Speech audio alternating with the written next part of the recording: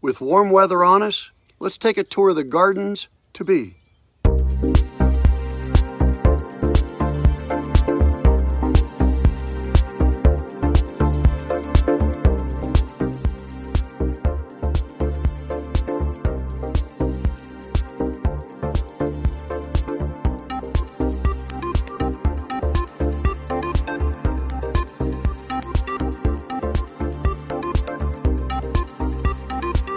Hi everybody, Mark Carey from Steepleview Farm. Well, it's noon on a beautiful spring day.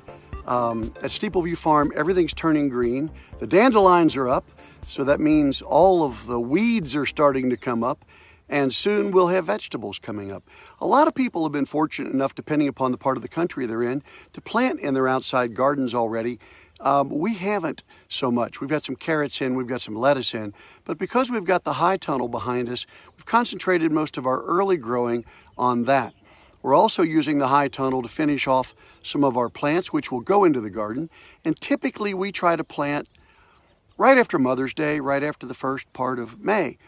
But right now, while the garden is just starting to come alive, I thought you might like to take a tour of the garden and see what we've got going on this year.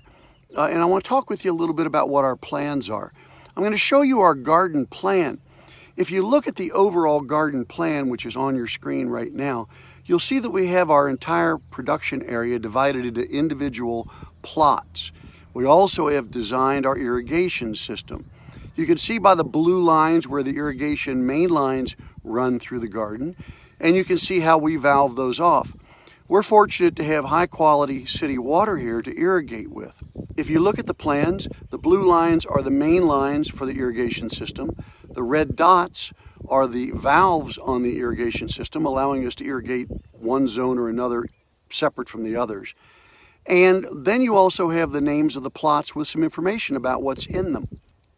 A big part of what we do here at Steepleview Farm is born out of the recognition that we are significantly blessed to have this farm. I wake up every morning and that church across the road is looking right at me. The finger on the top of the steeple is pointing right toward heaven. And I've been reminded for more than half of my life now, living here at Steepleview Farm, of God's presence in my life and His power over this entire world. And so it's, in my view, part and parcel of recognizing the blessings that we have, being thankful for the blessings that we have, to share the blessings that we have. So here in the garden, if you look at the garden plot, which is up on your screen again, you'll see that we have a Feed the Hungry garden. We have a wonderful person who's very charitably minded, who has agreed this year to take total responsibility of raising the Feed the Hungry garden. Now the area of the Feed the Hungry garden is about a quarter acre, more or less.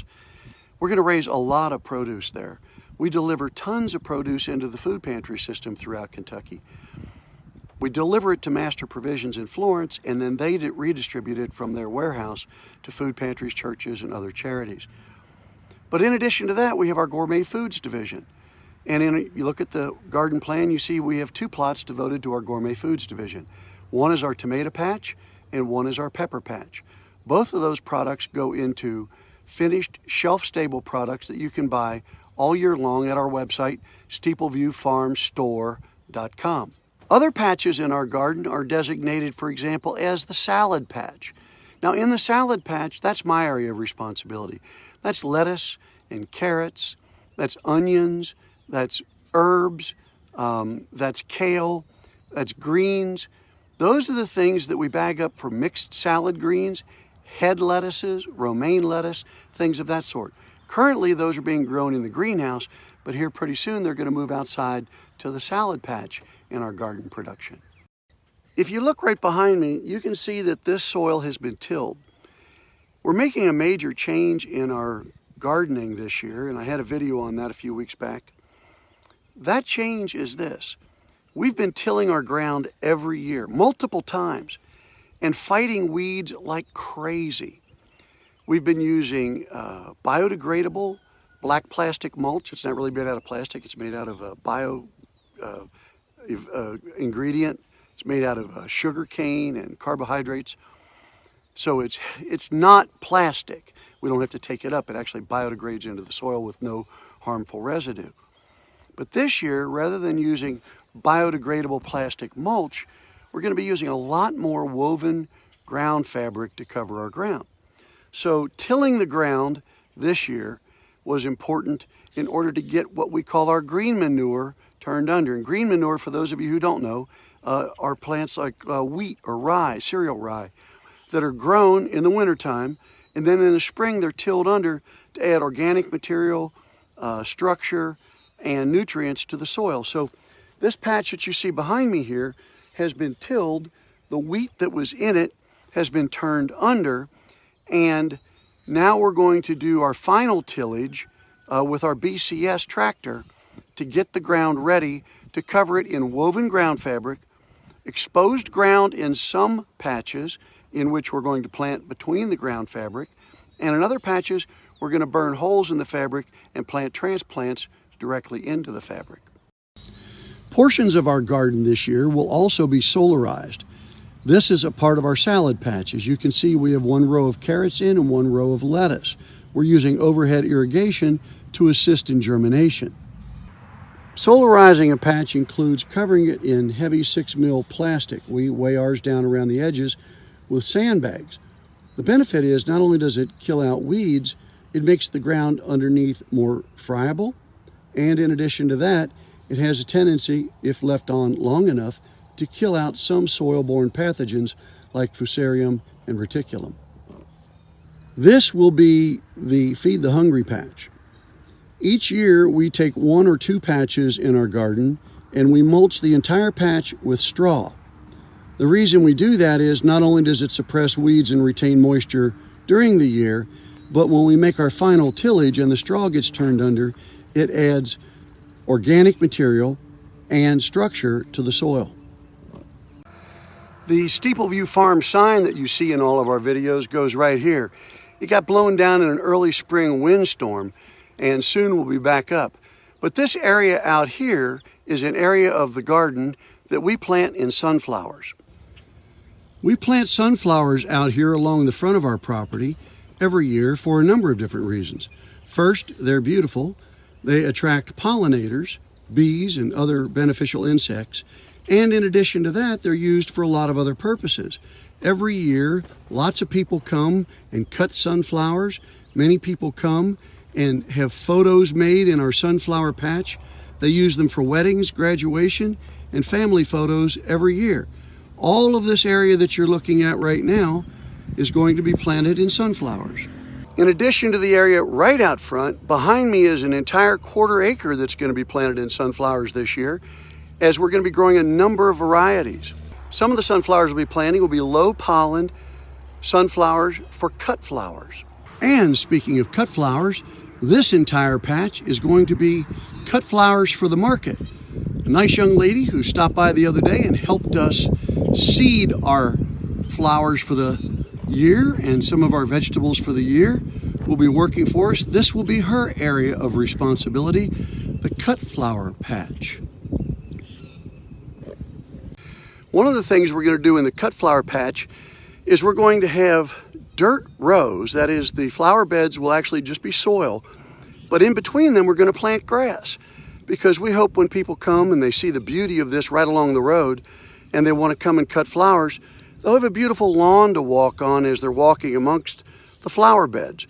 We thought that would be a nice addition and a nice transition for Steepleview Farm, as we not only try to give back, but we also try to add beauty to the world we live in. Let me show you a little bit about our irrigation system, what we use, how we install it, and what it does. Right now, because we don't actually have much planted in our main garden, we've only run our main trunk line out so far.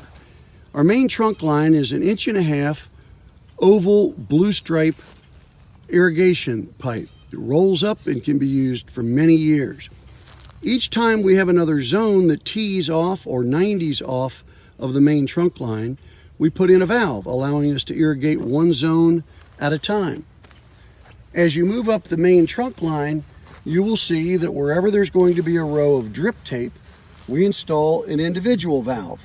Sometimes we don't have a row planted, or we're in the process of changing out that row, so we need to turn off that drip tape.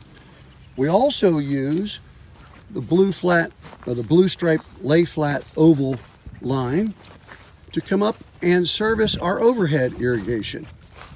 Here's one line that's not installed yet with a valve which is shut off. Here's a line that is installed with its valve open. Out on this line, we're using blue mini wobblers on 1/2-inch PVC pipes to irrigate our carrots and our lettuce, which are the only two crops we have in this patch at this time. When the year continues and we get our other crops in, this line where this valve is will continue across our main driveway into the next patch, where another line will go over and it will have valves for the drip tape for that patch. Perhaps you can see behind me, but on the map and also in the aerial view, you'll see that going right down the middle of the garden, we have a main driveway. The driveway is wide enough to get our equipment down, to get a pickup truck down, to harvest, to bring materials, drip irrigation, our row covers, our trellises, our fence posts out to the main garden. And it's also wide enough for us to get our Polaris Ranger out here, which we use more often than not to run back and forth and change the valving on our irrigation system.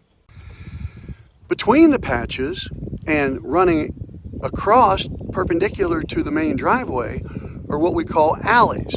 So at the end of each patch, there's an alley that allows you to cross over so you're not driving through a garden, and allows you to navigate around the garden. By and large, each of these gardens is a little under a 1/4 acre. We currently have 10 of these in production, so we've got about 2.5 acres in production, all considered, not counting our large pumpkin patch. This is our old orchard. It's been in for over 30 years, and because it's organic and not sprayed with harsh chemicals, the trees have been susceptible to pests and diseases over the years, and right now we're beginning to lose some of them. We've lost some branches, but the trees are pruned up and ready for the year. We will start a spraying schedule any day now, but they busted out with blooms, and we don't want to discourage the pollinators from landing and giving us a great crop of apples. Behind me and between me and the orchard, you can see our permanent raised beds. Now, we just built these two yesterday. They're made out of untreated 2x12s. These beds happen to be 3 feet wide, and they're spaced 18 inches apart. I'm using these beds this year because it's going to be our first attempt at raising potatoes. I used to try to raise potatoes in the ground.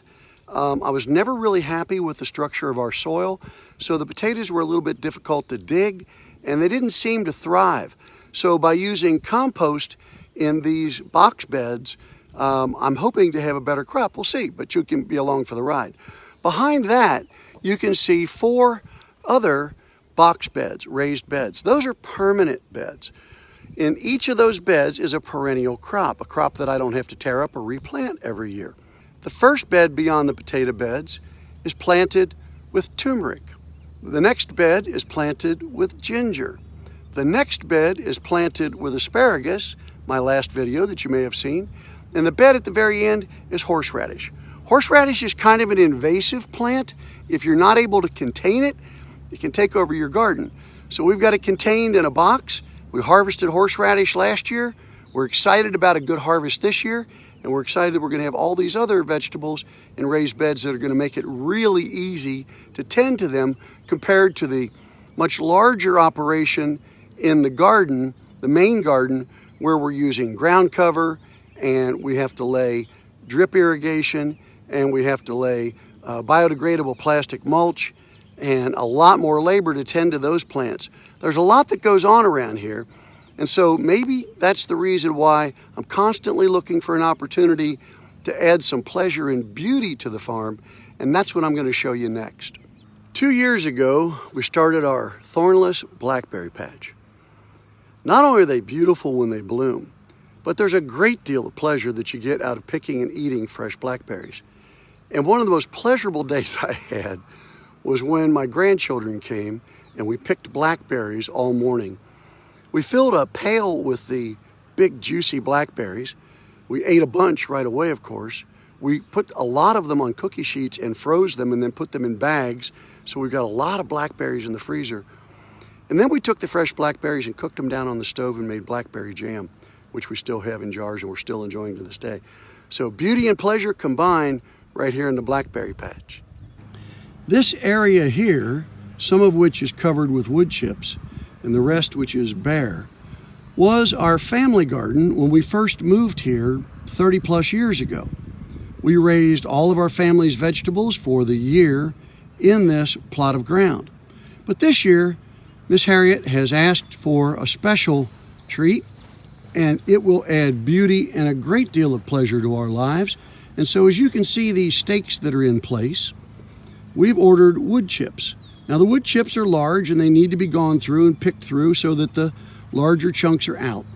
But with about 5 inches of wood chips on the ground, what's coming next is a picket fence all the way around this area that's wood chipped with an arched gate or arched entrance and raised bed boxes where Miss Harriet is going to put her own personal flower garden with perhaps a small structure in the middle that will allow us the opportunity to sit and enjoy the garden, get out of the hot afternoon sun, and maybe even have a shelf or two for potting some of the plants that we're going to put into these boxes, most of which I'm sure will be flowers, but some may be beautiful vegetables as well.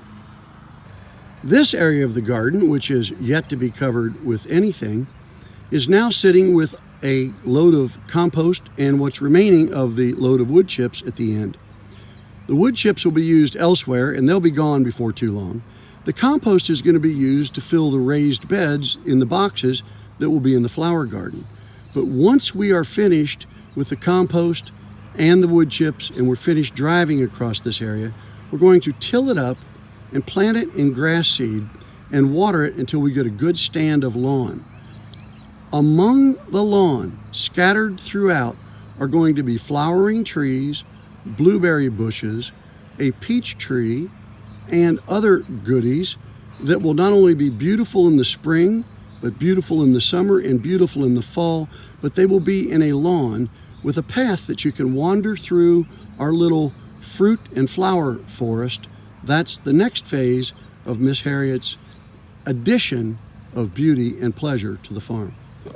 So I hope you've enjoyed this little tour of our farm here in the middle of the spring season as things are getting ready to sprout and grow. I'm sure that you probably look at that and go, boy, it sure looks nice, but it looks like a lot of work. Well, it is, but we're fortunate to have good help. And the people who come here understand our mission, and they're willing to help us with our mission. In addition to that, I think working here has its rewards. It is a quiet, beautiful place. There are a lot of things to enjoy, and I think the people who come here and visit and the people who work here find a closer connection to the earth, a closer connection to our combined spirit, our mutual relationship as human beings, a closer connection to the source of their food. They get a little exercise, they get some sunshine, they get a lot of fresh air, and they get to eat out of the garden too, which isn't all bad. Thanks for being with me. Don't forget, you can find us all the time at our website, www.steepleviewfarm.net. And we're very easy to find. Our directions are on the website. So you'll hear me say it all year long. Come visit us, would you please? We hope to see you here.